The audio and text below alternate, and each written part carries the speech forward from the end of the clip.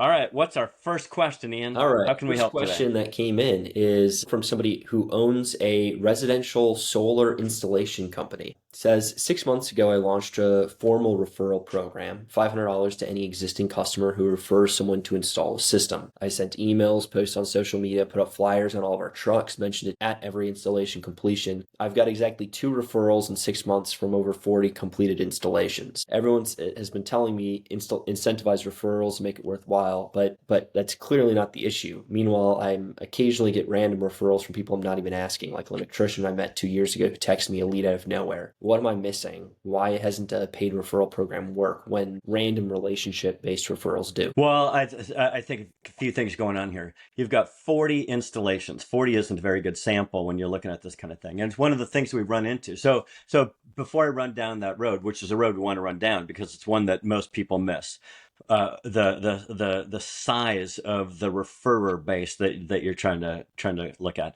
Also, the difference between being a recommender and a referrer. That's a big deal.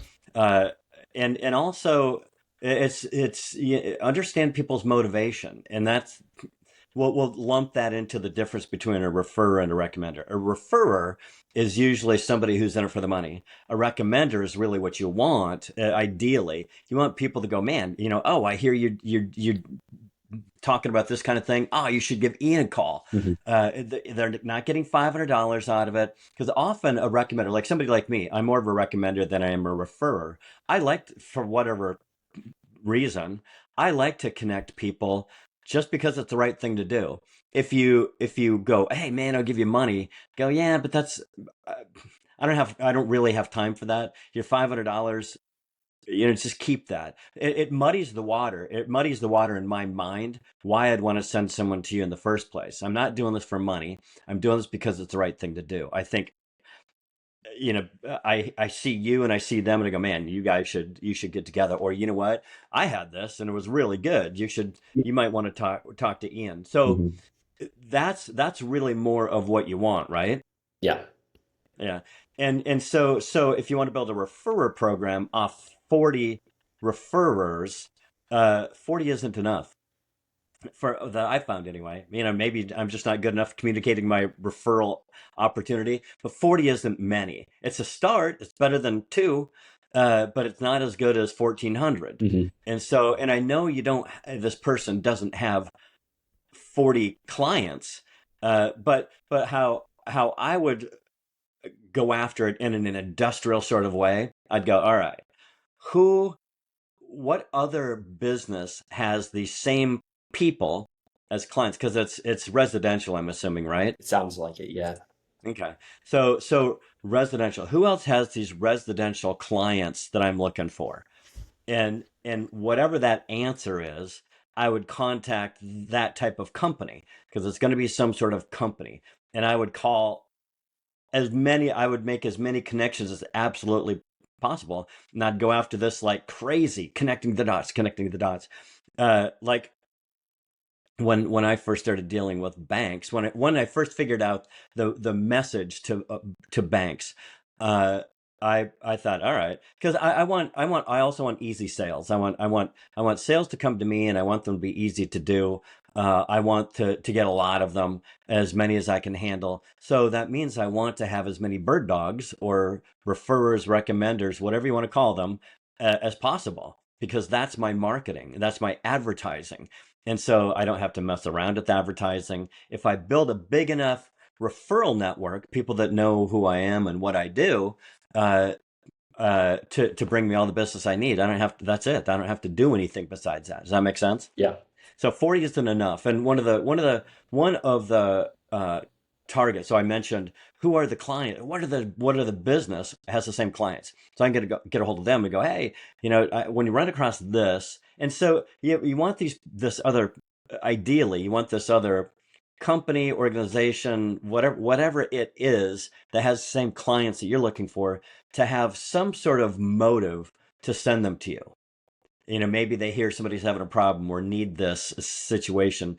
I don't want it to be a formalized referral agreement, because then it gets, I mean, we do that. We do a bunch of that, and it can become that. or maybe that person will say, "Hey, it's what's in it for me," and then you can go, "Okay, well, here's what's in it for you."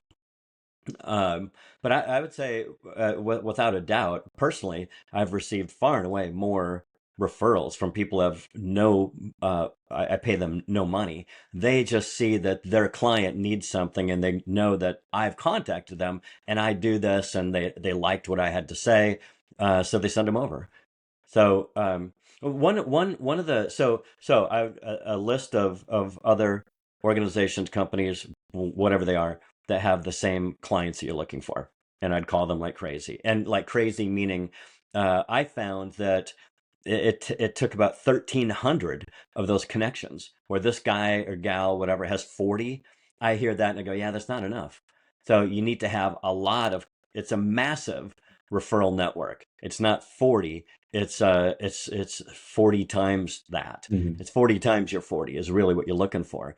And then you'll probably get all the business that you need. I don't know in what they're doing, how many it'll take. But I found it takes a lot because the situation just doesn't come up all the time for, it's not every day that 40 people are going to go, oh, you know what, you should really get a hold of Ian or John or whatever the case is.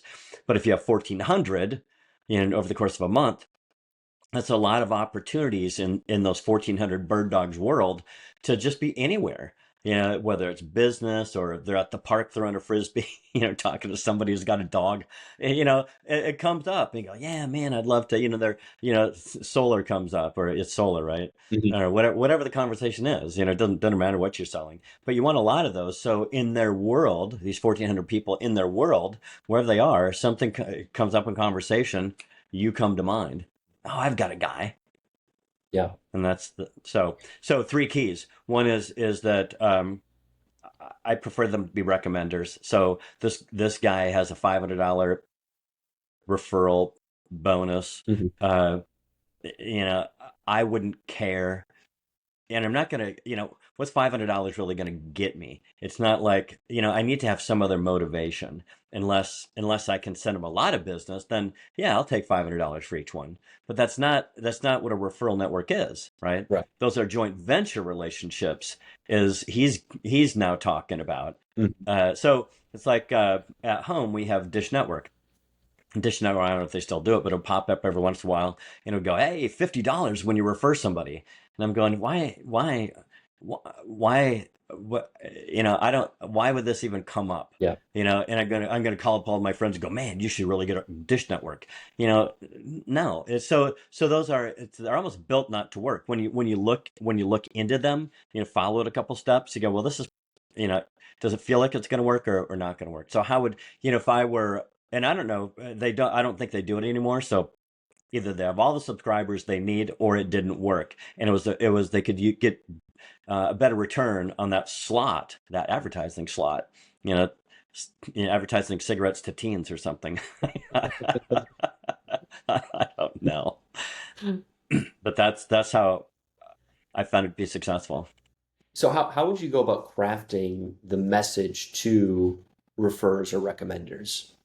Well, it depends on the situation, but one of the so how to craft a message. So it depends on the target. So one of the targets that most people miss. So I'm going to go to my warm network, my people that I know. Everybody knows, everybody knows that there's you can invite 200 people to a wedding or funeral, right? Hmm. And so of those 200 people, I'm going to go to each one of them. And likelihood, I mean, these are just people that I know, like friends and family, right? These are friends and family, but nobody goes to friends and family enough. Um, and like my dad, I use my dad as is great story. He's never going to buy what I sell. It's just he wouldn't be a good. He's not a potential customer, but he would be a great recommender. And I did, and I went to him and I go, hey, Dad, and so in this Freedom Challenge, we're talking about business in general, but specifically, if you want to work with us, we're Hmm. in the the merchant payment processing business. So I went to him with that. And I go, hey, Dad, I got into this business, and here's what we do. And so imagine being an attorney. You're in court and you're you want to you don't want to say too much because you lose people. I've got enough on their mind. But I go, I just got into this business. He's like, okay. I go, and then I go, hey. So there's a little pivot here. Hey, you've got buddies who have businesses, don't you? Or work for him. Mhm. And he says, yeah, I do. And I go, and some of those buddies that have businesses, they accept cards at their business, don't they? And he goes, yeah, yeah, they do. I go, oh, okay. Hey, do you think some of those buddies that own businesses that accept cards at their business would give me a listen? He goes, oh, hell yeah. Colorful linguist. But yeah, blah, blah, blah, blah, blah. And sure enough, and I go, hey, would you mind giving him a jingle and letting him know I'm going to give them a jingle? No, but, Mhm. he's got nothing else going on. He wants to see me succeed, and then I get his buddies on the phone, and they go, and so a lot of these guys, a lot of people that you get recommended to are, um, they my dad's friends, Mhm. for example, trust me because they trust him. So they figure, and so it's mine to lose. They aren't just going to be lay downs, but they'll give me a listen where they won't respond to, a lot of people won't respond to advertising. They're not going to let somebody in the door. They're not going to listen to a telemarketer. But if you've been vetted, right? If you've Mhm. been vetted, they'll listen. Yep. And a lot of those businesses that you get are much bigger and better and thicker and juicier and happier than you ever imagine. Mhm. It's where the business biggest clients I've ever landed are all from recommenders. None of them. Well, I didn't. It's been years and years, decades since I've done anything cold. So, but prior to that, the stuff that I got that was cold that responded off advertising, it wasn't very. You get some clients, but they're not Mhm. fantastic. They're just run of the mill, not even run of the mill. They're smaller than usual. Mhm. They don't do much business. If they're new, half new businesses never get off the launching pad. So there's a lot of that kind of stuff. But when you get businesses recommended, so how would I craft it? That's my craft it. That's my message to my warm market. And then it depends on if I'm going to an organization that has the same clients. It depends what their motivation is. Why would they send them to me? And so whatever that reason is, that's how I'd craft it, because I'm going to craft it in a way that targets their motivation. So if I was going to a bank, for example, and if I was going to bank, so I'm going to go to a bank for one or two reasons. One is I want all their business, or two, uh, maybe I just want things that they have trouble uh, helping. Mhm. They've got a merchant who has an odd sort of a non-typical business that typical underwriting doesn't understand and won't approve, or they have some sort of technical situation. Bankers don't have a clue, don't want to have a clue about how credit card processing works. They don't. They ask any banker in America, they go, "Oh my God, what a hassle!" I don't. They don't want to know it. Banks do do one thing really well, and the rest of the stuff, the only reason they do all the rest of the stuff is to get this one bit of business, and that's buying and selling money.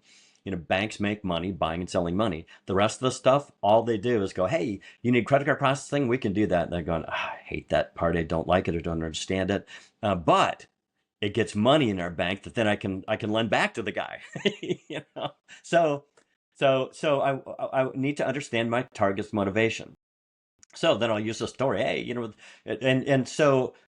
and when I contact them, it's not a long drawn out call. They don't have time for it. They don't want to hear me. So I know that.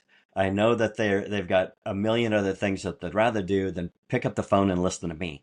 So again, understand your target's motivation. Their motivation is get rid of you. And so I go, I'll introduce, hey, this is this, and do you do this? And they go, yeah, yeah, yeah. And I go, oh, okay, well, we do it too. So so so so if I was calling a bank, I'd go, oh, who over there helps business to get set up, or do you open business checking accounts? Yeah, yeah, yeah. Because I know the person that opens business checking accounts probably also wants them to have their credit card processing over there. And then I'll go, hey, when any of these situations come up, You might not need me today or tomorrow, but when this comes up, I'm a good person to have in your back pocket. So that's the kind of scripting, if you want to call it that. If it's a different sort of organization, they have a different interest. Next question that came in is I run a web design and development agency. We build custom WordPress sites and web applications for small businesses. The problem is everyone thinks web design is a commodity now. Prospects say I can get a website on Fiverr for $500, or why should I pay you 8 grand when Squarespace is $300 a year? I try to explain the difference: custom functionality, SEO optimization, version focused design, ongoing support, not to mention time saving. But their eyes glaze over. I'm either competing on price, which I can't win, or trying to educate them on value, which isn't working for me. How do you stand out when prospects see what you do as a commodity without just being the cheapest option? What are you trying to achieve? Where do you want to go with this? What do you? I'm I'm asking right away. Like, one of the things that we absolutely don't do is present, and that's exactly what that guy was doing, Mm-hmm. or that gal. They're presenting. Hey, I don't know how they're getting their how do people even find out about them? I don't know, but that would be another thing too. So if you're advertising, you know, you need to look different from the start. You need to, I want people to recommend me. So I build business so that people recommend me. I don't send advertising like every other goofball. you know. So, Mm-hmm. uh, because when you do, you look like everybody else. You look like everybody else. They think you're just like everybody else. They're calling six different people, getting bids, having conversation, whatever. Everybody else is all the other five are all saying the same thing, and so when you then try to look different at that point, it's too late. So I don't know where the business is coming from. If somebody recommends you, they probably already said, you know what, this is not like one of those cheap dime store things that look like everybody else's that never quite, that look cheap, but end up being expensive and never quite work the way you want. This guy's going to cost you 8 grand, but what you're going to get is this. And then your phone rings, and they already know kind of who you are and what your MO is, because somebody who either has heard about you, they're already a little bit, they're almost a little bit vetted. Yep. So so yeah, that's one of the reasons I don't pay for advertising, because you look like everybody else. And if you do choose to pay to advertise and you look like everybody else, now you're trying to trick. You end up being trying to be an advertiser when this guy, he just wants to build a website. He's not, his job isn't advertising. His job is design. So now you want to figure out how to get people recommending you, and then most of that solved. Not all of it, because sometimes they don't know. Because maybe the recommender goes, "Oh, you know what? You should give this guy a call." And we start talking, and you go, "Well, my fee's 8 grand." They go, "Holy cow! I didn't realize." Okay, but most of them will. But also, before you want to find out about them. You want to find out, what their time frame is, what they're looking to create, what are they trying to build. And so you're leading this conversation, and not just asking the questions, and you're actually paying attention to the answers to the questions. So then you go, okay, I see I have what they want, and in the time frame, and all that kind of thing. Mm-hmm. uh, and I'm going to find out a bunch about them pretty quick, and so I'll know if we're a good match, uh, or not. So back to that commodity thing. I'm going to find out early if they're into value, because I want to create value, Mm-hmm. and so I want to be paid like a consultant. It's the same thing that, for all of time. It doesn't matter if it's web design, or you're selling corn, or you're selling TVs. Mm-hmm. What you know I need to create something within that's valuable to a certain set of people, enough people that it brings me all the business that I need. Does Mm-hmm. that make sense? That Does does. that answer that? Yes. Yes. Well, Kind and of. so, I guess the takeaway is one, asking better questions to understand what they're looking for in order to dial it in. And then two is if you're coming into these conversations from a recommender perspective, you already have a little different level of value perception than you would if they were just calling an ad or responding to an Yeah. email or answering a cold call. Yeah, and ideally, I'm going to build that I'm switching it around. You said um, the conversation. You pointed out the conversation first, and the order is important here. I want people to recommend me. Hmm. And I'll quit shaking the camera around. Uh, I want people to recommend me. So one of the first thing I'm going to do is start building a recommender network. Hmm. That's my first order of business. It's not like, some people go, well, what, I'll build that as I'm, growing business. Well, you know what? It doesn't really, that's, but every time you miss that today, tomorrow's going to suck. Hmm. You're going to get more of these things that you miss on, and you miss and miss and miss and miss, and pretty soon, you find yourself as a low level technical person clicking buttons to see if they work. It's not. I would build a recommender network. So that way, when people call you, they already have a pretty good idea of what it is you do, who you are, and then you're going to find you're going to end up with all the business that you need. Hmm. But most people won't do that. I'll advertise first and then I'll become. No, no, no, no. Like in so many things, I'll do that later. No, no, do it today. And I've seen it. I've worked with over 14,000 salespeople, entrepreneurs, 14,000 entrepreneurs, and I see it so often.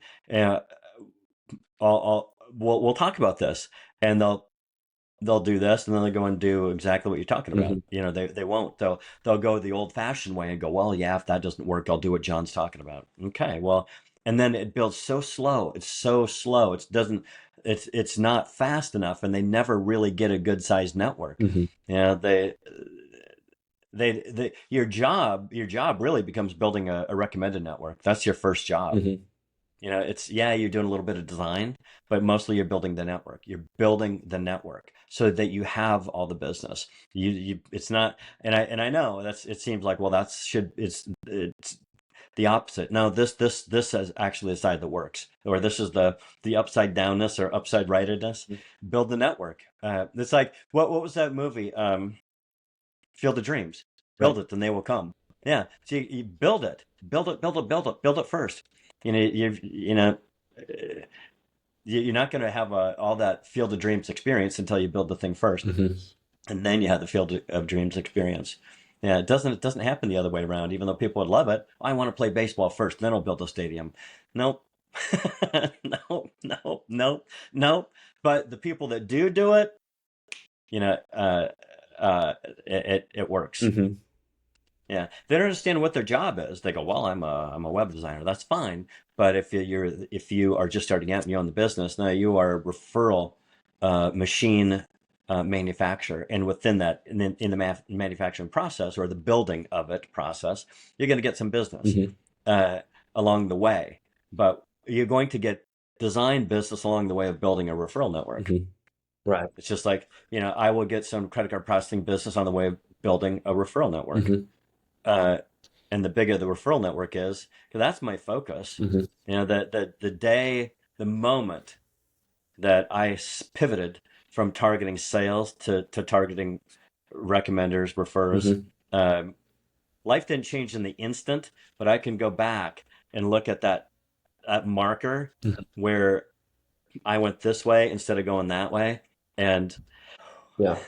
I'm so thankful. Yeah. And that's how it works for people that do this. Yeah. It doesn't. I've never seen it not work. Yeah. And I guess, connecting it back to something that in one of the previous episodes we talked about, for somebody when they're trying to design their life, you've got this selection of opportunities in front of you. And so I guess it's really just a function of which of those opportunities building this referral network are going to provide you with that time, lifestyle, and freedom levels. Is that a question?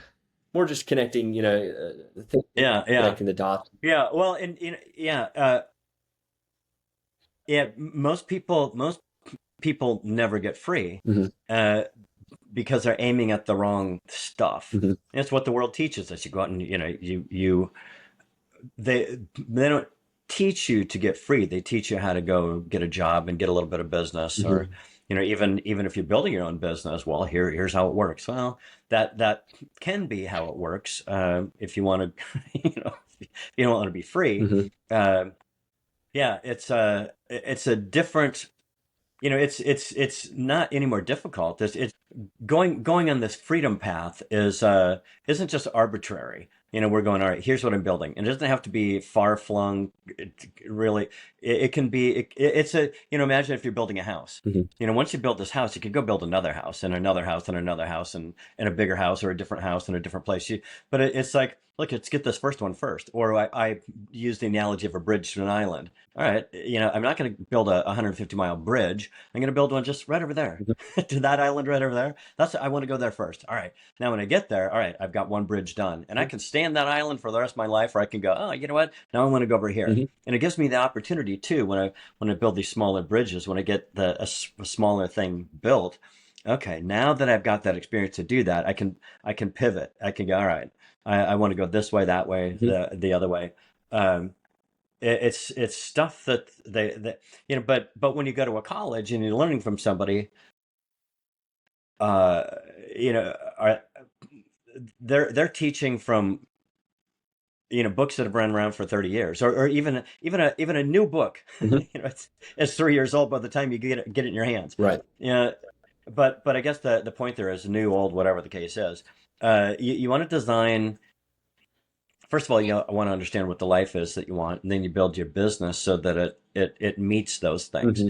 And so I do this sort of thing a lot.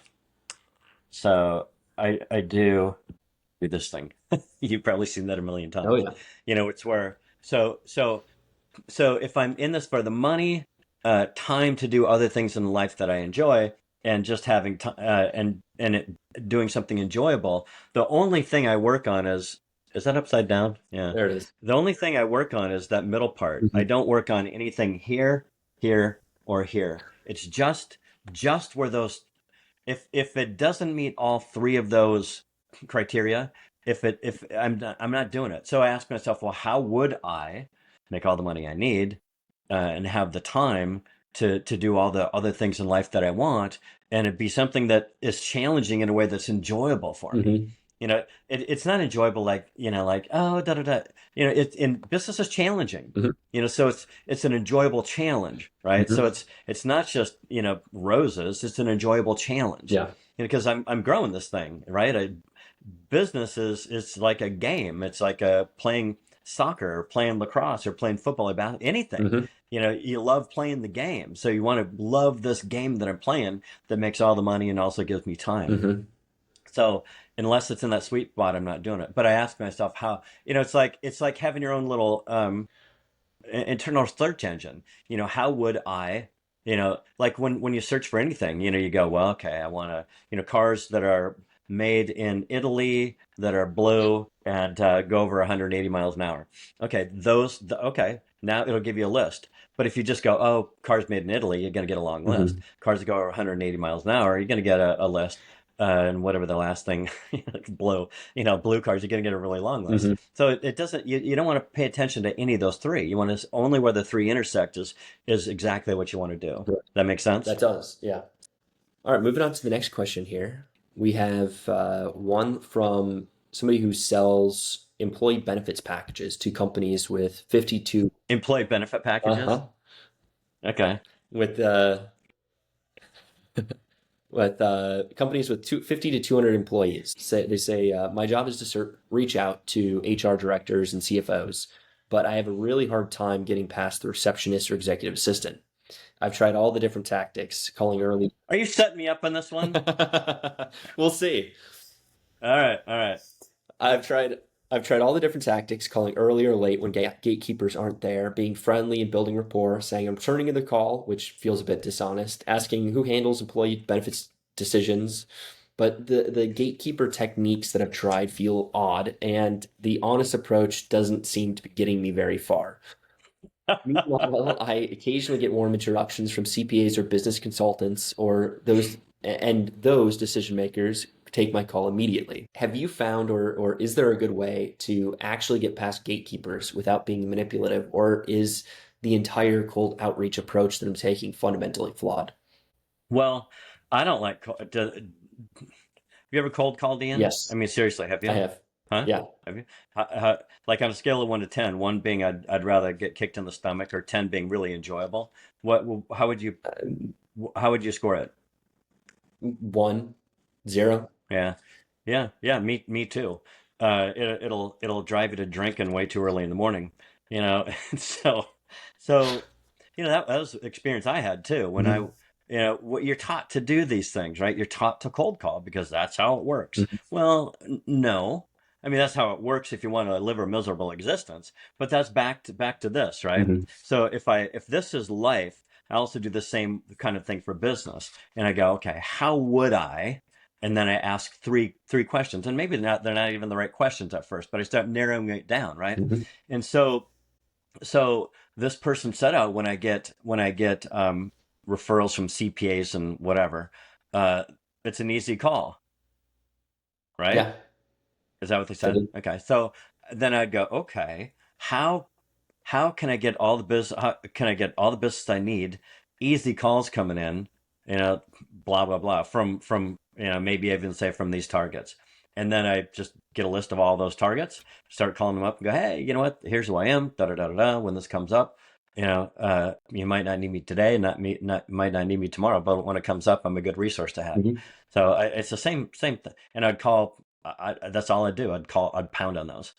Those are my cold calls. I'm not calling trying to get past the gatekeeper of the wherever the company that's 50 to 200 employees, because everybody, you know how many people are trying to get past the gatekeeper today? That poor little gatekeeper, is just trying to fend off, and the person behind the gates going, "Don't let anybody in here," and you're trying to get in there. It's like it's a silly fight. Yeah. It's like a ridiculous thing to even spend your time doing. It's like it sucks, it's painful, it's low result. And then you get in, they go, "How'd you ever get in here? I told, that gatekeeper to never let anybody." Now they want to talk to you. And now you've got to figure out how to unfreeze that deal. It's like, no, no, no. But when they call you because their accountant said, "Hey, you know what? You could probably find some better benefits elsewhere," and they call you, there's no gate. You're the gatekeeper. Now you've got your own gatekeeper. Go, well, only if you show up with cash will I accept your call. But I mean, obviously I'm Hmm. kidding. But now you turn the tables. So, and that's what you do. It's funny that you brought up this. Back before I understood this massive recommender network, uh, I got my insurance license, and I went around selling benefits like an Aflac thing before Aflac. I don't know if I'd never heard of Aflac, but it was some other insurance company. And this guy that I knew or I met, he's probably not no longer living, but this is a long time ago, and he was old then, and it was kind of pretty much retired, and he was making recurring income from these premiums. Hmm. And so he was like, and back then it was like, he goes, "Yeah, I make, 7,000 from this one, 8,000 from that one." It's like, you make $15,000 a month on premiums, and you haven't done this for years. Like, yeah, I'm interested in doing that. And again, I didn't know, I hadn't dreamt up, I hadn't started asking better questions about getting business. So how we did it, and he had this massive, back when they made really big, I mean, they still make big cars, but this is like um, I don't know, like a Lincoln Continental or something, a big car, and it had what do they call them, Landau roofs, where they're Hmm. squishy roofs on the outside, squishy roofs, and it was a big yellow car with a white roof. We looked like pimps, and rolling down the road, and so he goes, "Look, don't. I'm going to show you how to do this." And by the way, I still have recordings, video of me practicing my pitch, and somewhere in the basement in a box uh, that I have videos of me doing this back when I was however old. Um, which is a good, it's a different point about recording yourself, so you know how you sound. Hmm. You know how crappy, silly, and stupid you sound on your voicemail. Well, you sound really bad when you're doing a presentation. But anyway, so he goes, "Yeah, we're not going to waste our time doing that because get anywhere." Just like this person's talking about, and this is decades later, and they're still doing the same thing. So he goes, "No, no, no, no. We go right to the top." So he had me calling like CEOs and presidents of pretty big companies around the Minneapolis St. Paul area, and getting a meeting. And so what would happen is either one or two things. One is that I would call and they go, "No, no, no, don't talk to me. You need to talk to HR." I go, "Okay, so you want me to call HR?" "Yeah, I want you to call HR." So then I call HR and go, "Hey, upstairs sent me." Hmm. and yeah, Mr. Peterson suggested I give you a jingle. Yeah, I was talking to him about this stuff, and he go, and so now, or I go see Mr. Peterson at the top floor of the bank downtown St. Paul, and they're going, yeah, but this all sounds good, but it's not what I do. Why don't you go talk to Mary in HR? And so down I go, and I go, hey, I was just you know shooting the breeze with whatever CEO, and he suggested I talk to you about it. So now so there was no gatekeeper in that deal. Hmm. And so now you start at the top and let them direct you. Hmm. Not because most people call, they don't even know what the CEO's name is. They don't know anything. They're trying to, hey, who would I talk to about benefits? Hmm. You sound like everybody else. Hmm. And so when you start like everybody else off the bat, you look like everybody else, you get filtered out like everybody else. But if I get sent downstairs from HR from upstairs, okay, it's a little different. Oh, they look at you and treat you differently. Hmm. And so we get in. Interesting. That's that. Yeah, yeah, yeah, yeah, yeah, yeah, yeah, yeah. Yep, driving around big yellow car, looking like pimps, getting it, Yeah, it was an interesting time.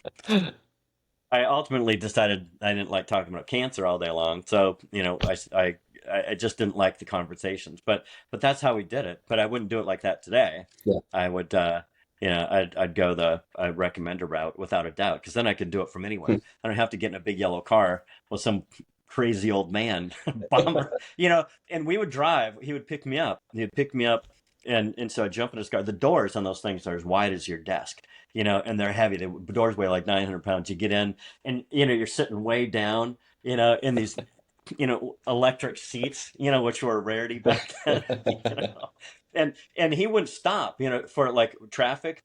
We'd ride up on the shoulder with this big yellow car, people honking, and he's like, you know, he was old, he didn't care. Oh, wow. Yep, yep. Albert was his name. Albert. Albert. That sounds like an adventure. Yeah, it was an adventure. It was an adventure. That's for certain. All right, here's another question that came in. This one's a little bit more ambiguous, a little less context. They say that when I had 10 clients, I could build deep personal relationships with each one. Now I have over 100, and I'm really struggling, and I don't feel like I can possibly maintain the same level of connection with everybody. How do you go about trust and referrals at that level of scale when you can't personally know every single one of your clients? Well, yeah, of course you can't. If you have 10 clients and you really want to know them that well, I guess I would wonder what kind of business it is. And I'm a customer of a lot of places. All right. So let's look at it from that perspective just for a moment. Let's switch the vantage point 180 degrees Mhm. from the client's perspective. I'm trying to think of somewhere where I'm a customer where I need that much hand holding. Mhm. Really, if I don't know what it would be. And there's attorneys, accountants, there's stuff to do with the state. There's real estate stuff. There's you know um, there are some things that you have to be attentive to, like rental real estate, for example. When we have some vacation rentals, and the first company that we started off with was a really big one, and really big, like one of the biggest in the probably the country. And even before we got any bookings at all, I canceled it because they were so terrible. Uh, and then the next one wasn't much better, and the next one wasn't much better, and it was like, and the one that we had that we don't have now, but that we had most recently before the one we have now, went from having, I think it's like 350 units to 900, and they couldn't, and it wasn't a personal relationship. Mhm. It was just you can't they couldn't you can't maintain that many people cleaning, and Mhm. so the quality went down, that sort of thing. But I'm trying to think of, so back to their question. When I have 10 clients, I can keep in contact with them. If you know what, if I'm one of your 10 contacts, this has to be really wildly valuable to me on a daily basis, and I don't even know what that would be Mhm. to have more than 10. It's got to be something, there's got to be some better system. So also, like in what I do, I want to have a lot of clients, and I want to have a great relationship with all of them, no matter how many there are. But I need I need time to be able to cultivate more clients. So, and maybe 100 is all you can cultivate. Mhm. But here's what I do. Here's what I skip to the chase. Here's what I do. I don't want to spend every day with them. I want to, because I want to do other things, whether it's do nothing at all, watch cartoons, play with the kids, Mhm. go to France. There are get more business. There are a million things I want to do rather than spend my time talking with them about whatever it is we're talking about. So what I'll do is I'll do my very best. I'll be a very good consultant. I'll get them exactly what the best thing that I know for them, and that matches what they say that they need now, and where we talked about them wanting to go. Mhm. I will do my best, and then I will say one thing. I'll go, hey, and if there's anything that comes up, any questions whatsoever, there's a lot of things that I don't have access to. So your first call is to you know, Jeannie. Mhm. So call Jeannie with anything you have. If anything comes up that she can't handle, call me. Or if you just want to call me out of the blue, call me out of the blue. Mhm. You can always reach me. But some of the things that you're looking for, I won't. I'll have to get a hold of Jeannie. So you want to get a hold of her first, and then me. But always, you can always call me if you need me, and that frees me up. And these people almost never need me, and periodically I will contact them, like maybe once, depending on what I'm doing and what a relationship, the job I'm doing, are they if they're um, important to me, I'll either contact them once a month, once every 3 months, maybe once every 3 months. Let's say in what it is we do, 3 to 6, probably 3 to 6 months. Um, so let's say for me it would be 6 months, or maybe I do it every year. I just don't get a hold of them that often. And if we're doing business together, the situation comes up where you're going to talk to them anyway, just because. But I will call everybody on their birthday, Mhm. and hope they don't answer because I just want to leave a Yeah. voicemail. They don't want to talk to me either. But when I go, hey, you know what? I see it's your birthday. Happy birthday, man. I'm always anything I can do. I'm always here for you. I hope you have a fantastic day. Click. And you can go through you can have a lot of clients Mhm. if all you're doing is contacting them on the birthday. So does that make That sense? does. So I would say, you don't try to. Yeah, I see this with salespeople. They want to sell, and they want to customer serve. Don't. Don't. uh if you want a lot of business, you what but do the sales consultative part extremely well, and then do a very warm handoff to a competent person, letting the client know that they can always contact you should they want to, or should they don't get quite the answers they're looking for with Janie. Mhm. And that's how I do it. I do it, and it works extremely well. If Genie sucks, you Doesn't better work. get a new one. Yeah. Yeah. All right. Next question that came in here is I sell subscription-based business software, uh, CRM and marketing automation tools for small businesses. I've been taught to create urgency. This pricing expires Friday, or we only have 3 implementation slots left this month. Or I can see your competitors are already using this tool like a tool like this. But prospects seem to be seeing right through this. They either call my bluff and say, okay, well, I'll think about it. Maybe I'll reach out next month. Or they end up getting annoyed and I think feel manipulated. Um, Creating that sense of urgency doesn't seem to be working. But without them, the deals just sit in limbo. Um, is there such a thing as legitimate urgency, or is this what am I doing wrong here? How do you go about encouraging people to make a decision without manufacturing pressure, or is that just part of the job? Well, one of the things that nobody teaches is time frame, and it's one of the things that we're basic sales and negotiation, right? Sales and negotiation. The biggest levers are fear and time frame. And so fear, oh, there's a virus, you're going to die unless you do these things. Okay, well, I'm going to do those. So, and time frame. And so what I always do is really near the front of the conversation, like, oh, how do you hear about us? Da, da, da. And again, they're contacting me, Mm-hmm. right? And they're contacting me. This is the big deal. Most people selling stuff, it's the opposite. They haven't set up a referral network. They're outbound calling, and it's it's harder. So when they call me, I can go, "Oh, how'd you hear about it?" And we talk about what are you looking for? What are you trying to do? When do you need this? Mm-hmm. So this is urgency right here. When do you need it? I'm not saying anything about, well, you better act now. Act now. Time's running out. We've only got 15 more seconds.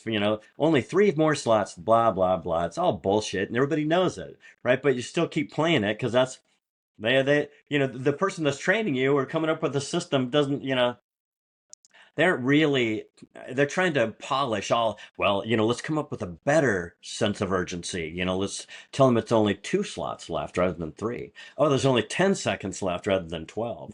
Oh, that makes it all more urgent. No, it doesn't. It's all the same. So it's just different. And it's no better. Mm-hmm. So I asked them, what's your time frame? I'm letting them determine the urgency. Mm-hmm. And so now, because if you don't, then you're going to go through a presentation. They're going to say, I have to think about it. Now you're going to chase them. And that's such a horrible waste of time. Contrast that to them calling you. You go, well, what's your time frame? They go, well, I really need it yesterday. Good to know. Mm-hmm. Or you know what? I don't need it for 6 months. Good to know. And so now if I need it, yeah. If they need it yesterday, all right. Well, we better get this going as soon as possible. Then shouldn't we? Yeah, I really need to.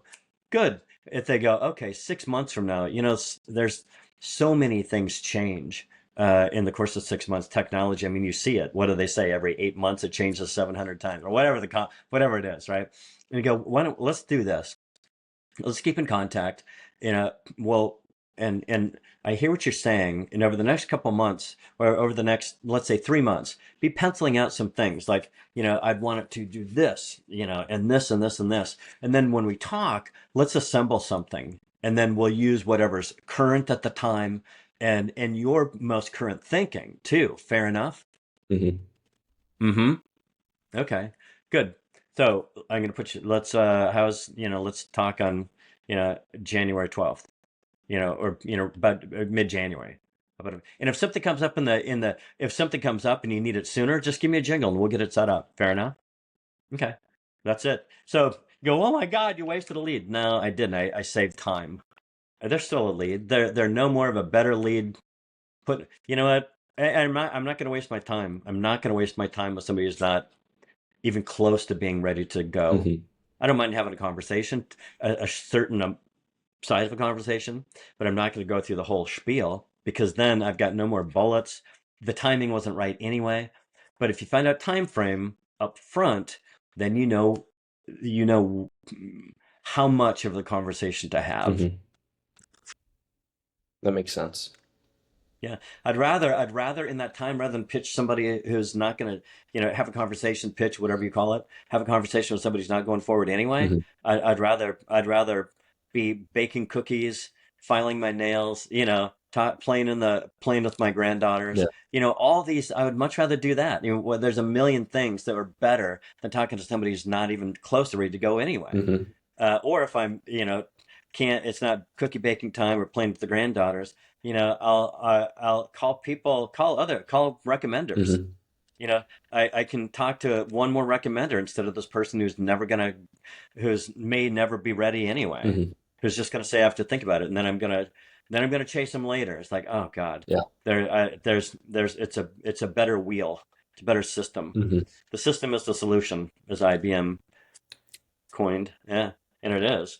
But most people don't think about that. And they're scared they might lose the deal. No, Mm-hmm. be you know, do the right thing. You don't have that much time. Yeah. Do what matters most with each little segment of your time. Mm-hmm. All right. I think next question here is I feel like I have to choose either work insane hours and make great money or have a lifestyle business that barely pays the bills. Everyone who talks about freedom seems to be making less money. How do you achieve both freedom and significant income without compromising each one? I think it's a question about designing how do you design the lifestyle Yeah. and real life. Well, yeah, yeah, yeah. Well, okay. You know, that's a really a simple answer, and it's a common question. And I would go back to this. I go, all right, how do I make all the money I want and also have the time doing something that's a challenge that I really love and enjoy. And ask it, ask it. Mhm. Because what this person is doing is they're only focusing on the money. So when you only focus on the money, you'll do it 18 hours a day and you'll have no time. Mhm. But if you're a little more savvy, and if you're a little more clever and astute and ask better questions, because these are how they're asking a question, which is good. I'm glad they're asking the question. Mhm. And so you need to ask yourself questions. Well, how could I? It's like walking with wonder is what I call it. Mhm. Walking, how would I? And draw this out. And this is how innovation happens, by the way. Innovation doesn't happen by pounding A or B like they're talking about. Well, if I'm only focused on freedom, no, what you're doing is you're only focusing on time. Mhm.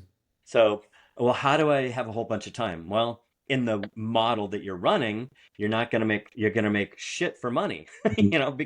because how you're doing it doesn't pay very well unless you do a lot of time. Mhm. So, you've got to, well, how do I make X in this amount of time? So, how you go about it changes. So, how they're going about it right now, the only way they're going to make a lot of money is they work insane hours. Mhm. So you have to be a little more, ask yourself a little different question. How do I do this in half the time? Or how do I, like my story is, in the same amount of time, how do I double my income? Mhm. So I'm not working any more than I am now. So let's just say hypothetically, I'm working 18 hours a week or 18 hours a day or whatever the case is, whatever insane is. Mhm. And by the way, most people can get done what they do in however many hours they work in 40% of the time. Mhm. Most people just suck at how they use their time. They're looking at their phone, they're dreaming about something else, they're surfing online, they're doing all these things. You know what? Put yourself in a different situation. Like one of the things I needed to do when I was building business was I had between about 8:30 and 1:30 to I had 5 hours. 5 hours to get really pretty much what everybody else in the world gets done in insane hours. So I had to figure out how do I get this done and how do we get all this stuff done in 5 hours? So it really pushed me to come up with new ways. Mhm. It pushed me to come up with new ways, things I hadn't been doing before. And so one of the things that it pushed me to do is ask better questions and build this referral network. Mhm. So that's how these things come up. But if you've got all the time in the world, you've got all day long to do, and most people do. They'll work a lot of hours and don't and but not be very innovative. Mhm. So it's what's the lifestyle of life that you want? So if I have a certain style of life, so I draw it out like this. So it's like a blueprint. I think of it as a blueprint, and I have a home, and you'll see it here in a second, and I've got happy people, and I've got vacation time and whatnot. Bear with me here. Mhm. It's a quick, I draw it out. I go, okay, and how much does this cost? And I always have a little ticket here, a little how much it costs, $20,000 a month. So that costs $20,000 a month. The home and the country, my wife can garden, the kids can go to private school. That's a sailboat. We're in the Caribbean, doing stuff from time to time. It's the life that I want. It costs $20,000 a month. And so to do that, I have to figure out how to have the money and the time. Mhm. And it has to be an enjoyable challenge. Otherwise, I'm going to slash my wrists or hang myself from the rafters. Mhm. So, you know, and kick the dog and do all the things that, I have a hateful life, but it's up to you. This is your Mhm. life, right? It's your life. You need to figure this stuff out. It's not that difficult. You just start, it's innovation comes from asking different questions. And let me ask you, Ian, have you ever have like a something that clicks, like Yeah. something you didn't know a moment ago, and so all of a sudden you go, ah, Mhm. well, those come from it's like asking yourself different questions. It's how innovation happens too. And the most complicated question in the world all have simple answers once you find the answer, right? Mhm. Once it clicks, you go, oh, that's simple. Right. You just combine the flower petal of the zirconium, whatever, and cancer's cured. I wish you would have known that 40 years ago. Well, nobody quite asked the right question Mhm. yet. But when you ask the right question, the whatever that complicated situation, it's like a law. It has to enroll at your feet. Mhm. It must. It's how things work. So you can figure this out. Is you just have to figure out how to ask the right question, and it all unlocks. On to the next question here. The say I get rejected all the time in sales, part of the game, but those rejections. Probably in other parts of life too. You just clearly, yeah, okay, polishing old ways. Go, all right. You're still wearing disco clothes. That's the problem right there. But those rejections just feel like dead ends. I move on and forget about them. You mentioned turning rejections into referrals. How is that even possible? What's the system for staying connected with people who say no or getting referrals out of them? Well, if somebody says no, I understand. Timing's not right. Mhm. Let's do this. Why don't we stay in contact? That way, and I always say it like this. I go, that way when you wake up at 3 in the morning and you go, oh my God, I have to talk to John. You know how to get a hold of me. Fair enough. And they always say, yeah, yeah, yeah. They never, because I'm not going to be unless I'm a total asshole in the conversation up to that point. Maybe that's why they're not going to go with me. Uh, but even if they don't like me, they're going to say yes. Mhm. Because they just want me to get out of there. Right. They want to hang up the phone or get me out of their office or get out of the store, whatever. They just want to get away, and so they'll say yes. Hmm. 97% will. 3%. Like when I call places, when I get good at I get comfortable with the conversation, good at the conversation. 97% of everybody says yes to being a recommend, staying in contact. Hmm. And so I don't say, well, you can, you'll recommend. So I don't say, like, prior to me starting to answer that question, it was like, well, how do you turn no's into referrals? Hmm. Well, it typically doesn't happen right away. Two ways. One is what I just said. I understand timing's not right. That's fine. Why don't we stay in contact? That way, at 3 in the morning, when you wake up in a cold sweat, and you go, "Oh my God, I have to talk to John." You know how to get a hold of me. Fair enough. Yeah, and you can tell I said that a few times. Hmm. Yeah. And they always smile because you did too. Did you notice Yep. that? Did you see how you smiled and you saw yourself on the screen? Hmm. That's how it looks like to me every time I say that. They always smile. Yeah, yeah, yeah. John's an okay guy. Yep. So now when I stay in contact, they remember that, and so that's really valuable Hmm. because most people don't do that stuff. They're it's all middle management business speak, and it's not very friendly or funny or smiley, Hmm. but this is that little comment is probably, I don't know what it's been worth to me, but it's been worth a lot. Hmm.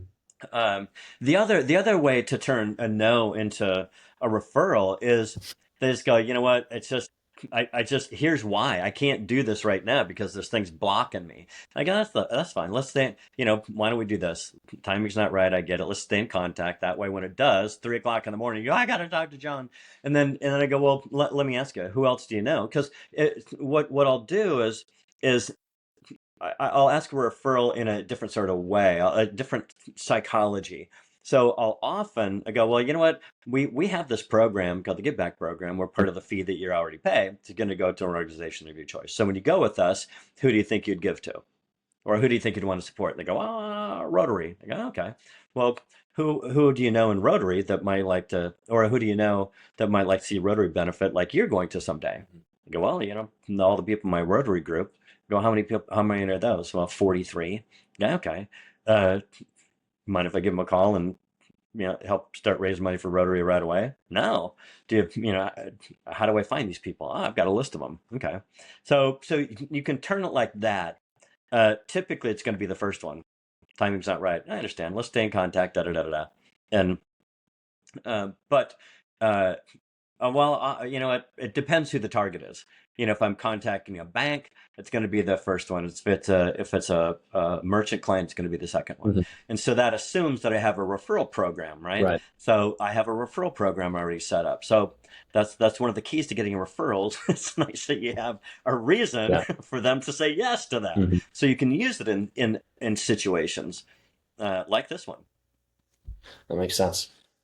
All right, here's another freedom-oriented one, your freedom blueprint. I say I want freedom, but I'm not sure what that means for me specifically. Is it working 4 hours a day, Yeah, taking summers off, working from Bali? How do you actually define what freedom looks like to yeah. you so that you can build a That's business around it rather than chase someone that. else's version of freedom? Yeah. Well, that last part, that's someone else's version of freedom is a big deal. because you see it, and it's like a little kid's Christmas Hmm. list. They don't know what they want. They know what advertising they've seen and what all the other kids in those Hmm.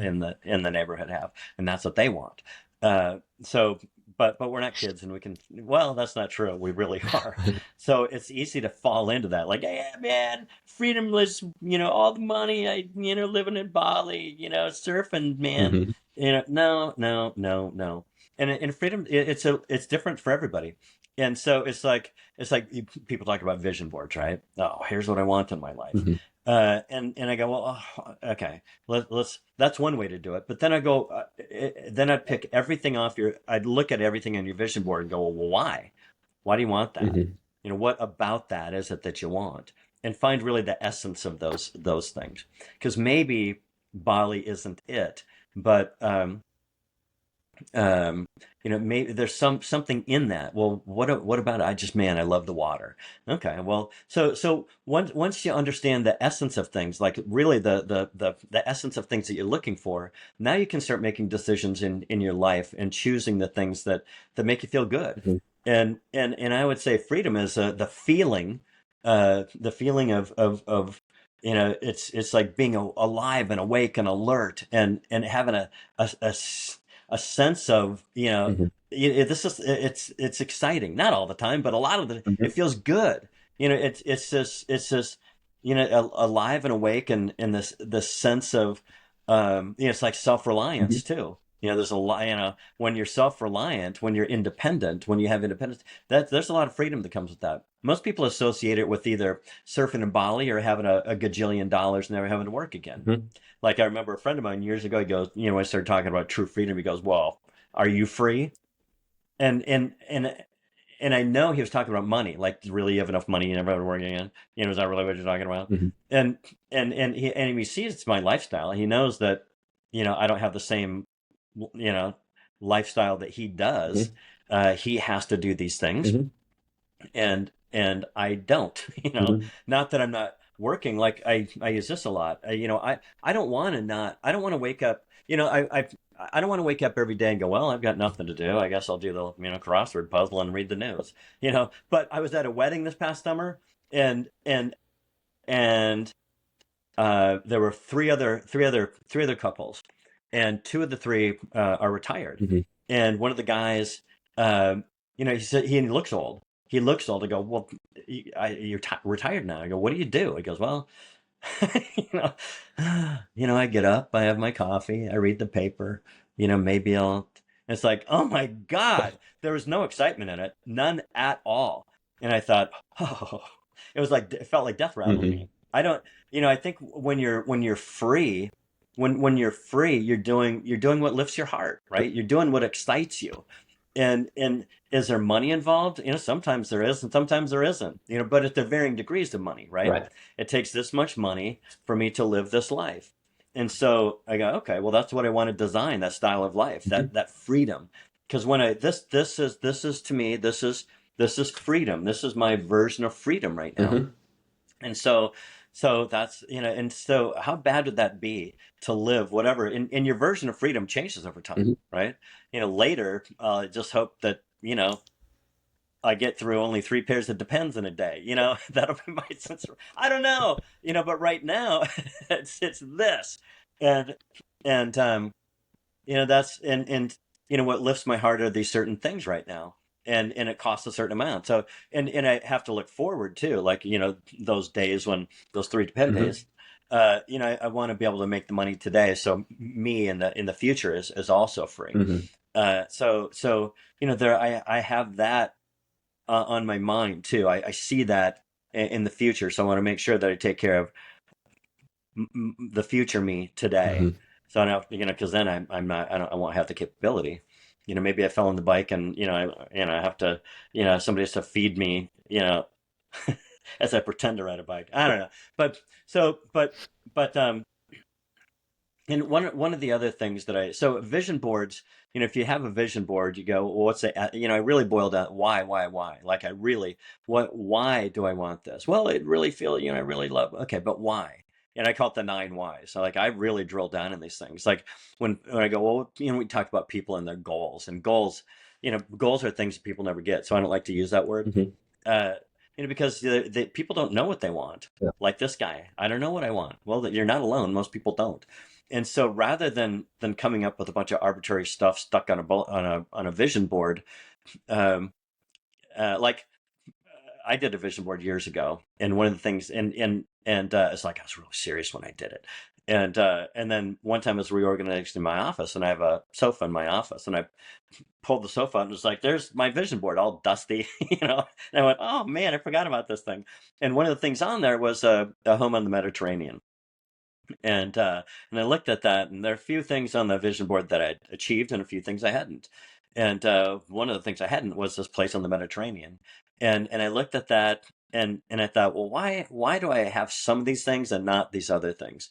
And I pulled the because it was just on with old tape, Hmm. and I pulled it off, and part of the little construction board came off behind it, and when I took it off, I felt a sense of relief, and I thought, well, that's interesting. Hmm. Why? I love the Mediterranean. I love spending time there. I love the water, the culture. I love to swim in it and play in it and eat the pasta around it, and catch fish. And I love all that. And why would it feel good to take that off? And I thought, and I put it back on, and it felt heavy. And I thought, okay, well, all right, what's the essence of this? Why do I want this? Or why, what about this? And I decided, let's absolutely, I don't want a place on the Mediterranean. I don't speak any of those languages along the Mediterranean. So when a pipe bursts and you've flooded, and how are you going to how are you going to even talk about this?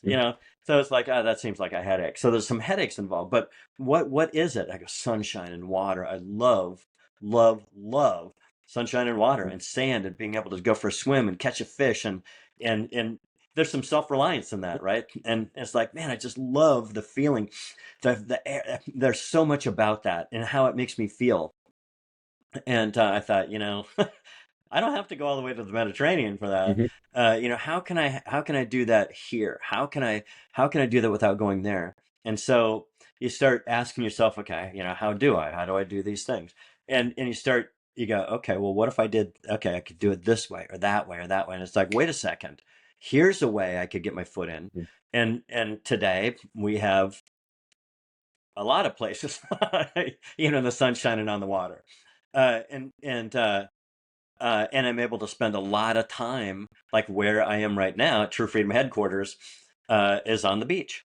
It's on the beach, white sand beach, out there, sunshine and clear water, and and I can go out there right now. And I often do, and it's nice to be able to, and it's just. I come in and I come in the front door and you don't see it till you walk in. You look out the back and you go, man, does this, I feel so good. And there's one of those true freedom things, like, lifts your heart, makes you feel excited. It's like, man, I'm and grateful and glad and all these things that are really, in a crazy, noisy, busy madness sort of world. Within that, how this is feels really good. And I can share it with people I love. And it's, so, and I also think, besides the vision board, one of the ways that I also do it is I go, okay, when it's all said and done, when my life is over, I imagine I'm dead. I'm standing in line with the rest of the dead folks, handing in my life resume, and you have to hand this life resume into your maker, Hmm.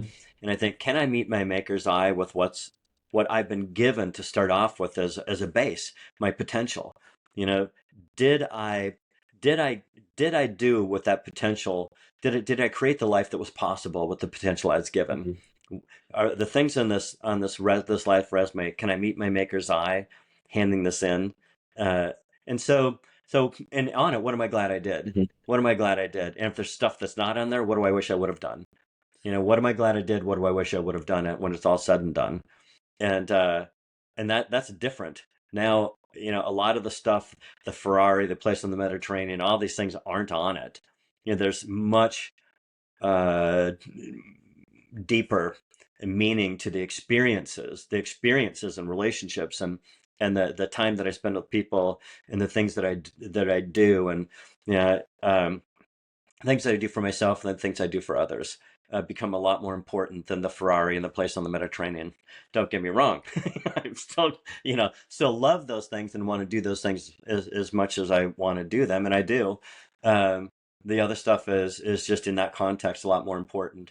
So I would suggest doing that. When you're handing, because that change, that nobody talks about it that way, and it's a little different way of looking at it, and you can feel it, Hmm.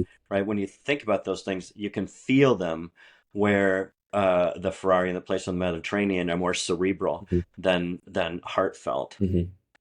So, Makes sense? yeah, it does. So if somebody wanted to apply this today and start going through, they've got their vision board. What are 5 things that they should do to just start checklist format of going through?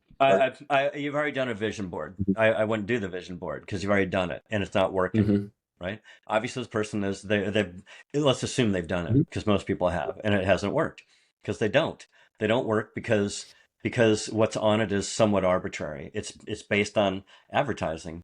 People in some other country and some other culture are probably going to have different things on there that they've been advertised. Right. But if we go look, if we all just put that aside, you can always come back to that. But I would go back to the test the one where you're handing in your resume. This is your life resume. What are you glad is on there, and what do you wish was? Mm-hmm. Man, I'm glad that I did this thing, these things. I wish I would have done those. That's what you need to work Mm-hmm. on. Those things that you just thought of them, didn't you? A couple of them popped in your mind when Yeah. it's That's how it works. It's immediate. There's no little five, magical five bullshit Yeah. things. It's like this. It's immediate. It takes 3 seconds, and at 2 seconds, 1 second, it flashes, and Mm-hmm. that's what I would suggest doing. Wonderful.